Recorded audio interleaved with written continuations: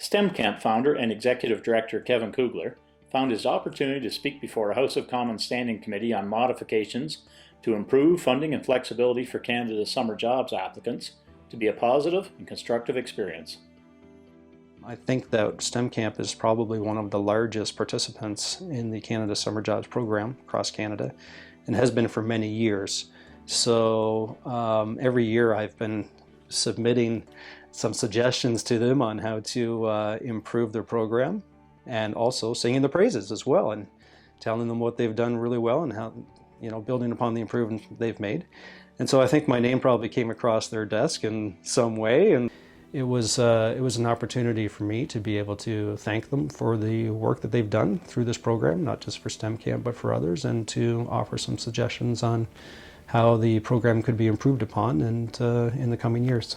I don't think you can be effectual, and I don't think you can be successful unless you're willing to take a look at the things that you do well and acknowledge the things that you don't do well and build upon that. We do the same thing here all day long. At the end of every summer, we have a debrief meeting and everybody sits around and we talk about what worked well, what didn't work well. We base that on feedback that we get from our parents. We base that those decisions on feedback we get from our staff that we hire through the Canada Summer Jobs program. And we base it on feedback that we get from the campers, because at the end of the day, the campers are the ones that are driving the ship. If they don't like something, they're not coming back to camp, so we better make sure we listen to them. Not the biggest challenge, but one of the large challenges that the government faces is there are so many funding programs out there and so many opportunities to evaluate. I just don't know if they have the capacity to be able to evaluate everything as effectively and efficiently as they would like to. So I was pleased to see that this was coming about.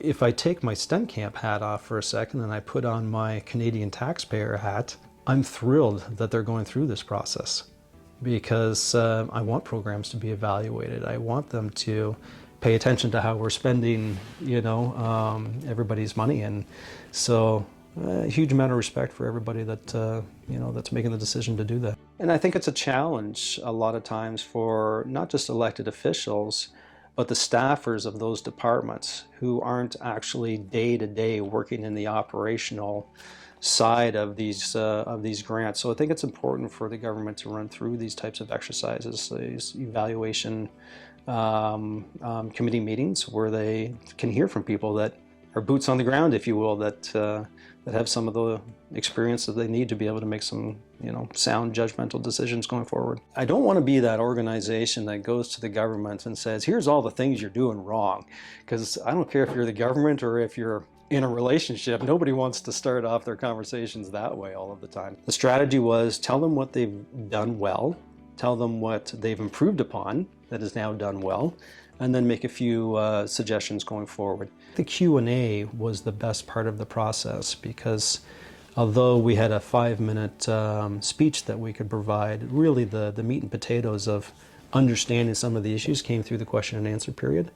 And I thought the members by and large did a really good job of sourcing that information, doing some research ahead of time, but then asking those very pointed questions so that they understood why companies and organizations were making recommendations and how they could possibly help. The way the program works now is you write your application somewhere in December, and it's usually around a 4-week window. Once you are done those applications, and again, you have to write one per constituency, so we would be 55 applications. They need time to go through those applications and then pick which ones they want to be able to fund through the subsidy. So we may not hear until the end of April, sometimes if we're lucky the middle of April, but typically the end of April. We may not hear how successful we have been on our grant requests until that time. So for an operation the size of STEM Camp, that provides or that causes quite a challenge, because we have to hire over 400 workers in the summertime in order to manage our locations. That means we need to interview well over 1,000 candidates. That takes time, that takes hours. And if we were to wait until we heard if we were successful with our grant application until the end of April, we just would not be able to functionally operate summer camp. So the way that we get around that is in January, we start to interview.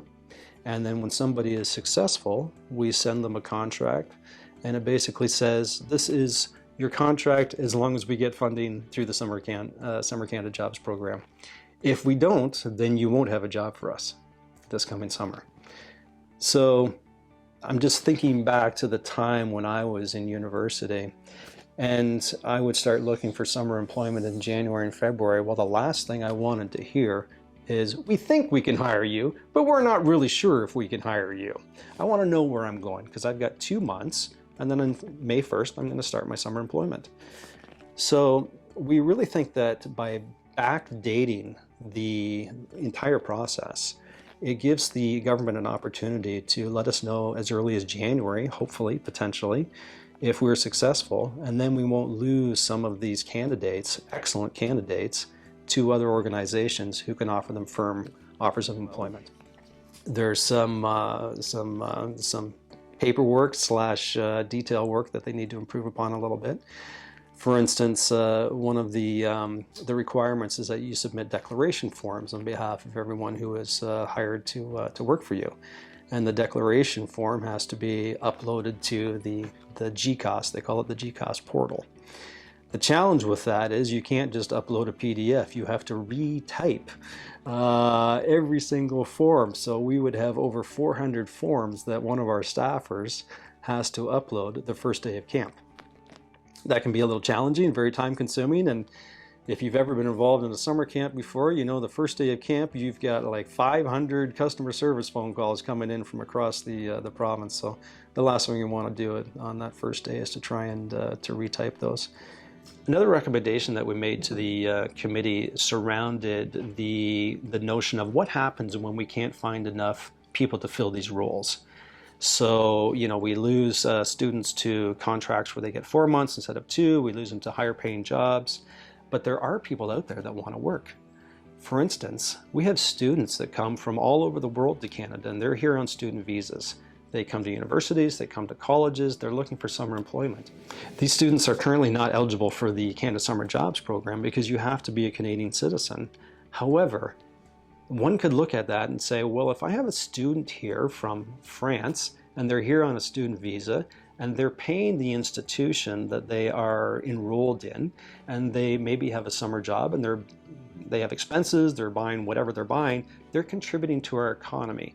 Should they not be eligible, or at least have some type of a condition by which they could qualify for some of these government programs?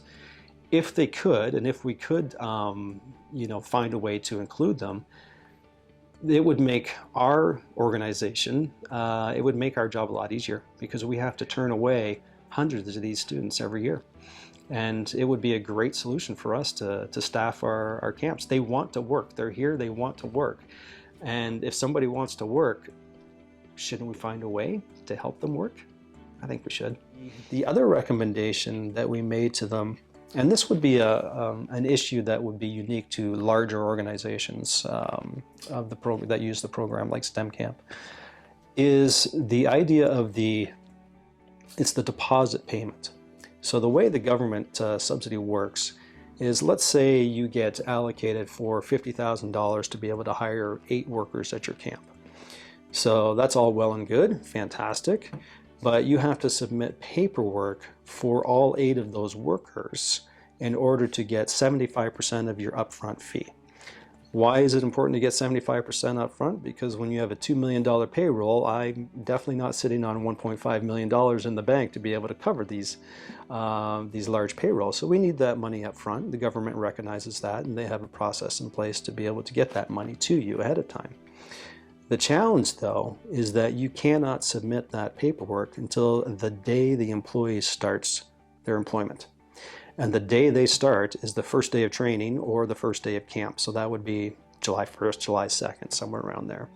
So on that day, you're submitting 400 pieces of paper to the government in order for them to release your upfront 75% of the total cost of the project. Then you're really dependent upon how fast somebody is at Service Canada in processing that paperwork to be able to get your deposit, shall we say. And some years, and this has been a lot better recently, but in some years, we've been middle of August before we received all of our upfront 75%. This has placed our bank and our company in a deficit for several weeks, and it can be very financially challenging when that happens. So we would like the ability, and this is one of our recommendations, we just want the ability to be able to forward that paperwork as soon as somebody is hired. And then if we hire them in April and we know they're coming to work for us, release the funds then. And it backdates everything up a couple months, make sure the money is there for when payroll comes about, and everybody wins. Now, I understand that's going to be challenging from the government's perspective, because now they've got individual papers coming in instead of a bundle for one site. But there are ways to do these things, and I think that might be that would definitely make an improvement in a lot of organizations that are a little larger than a one of. For Future of Good, this is Jeff Tribe in Woodstock, Ontario.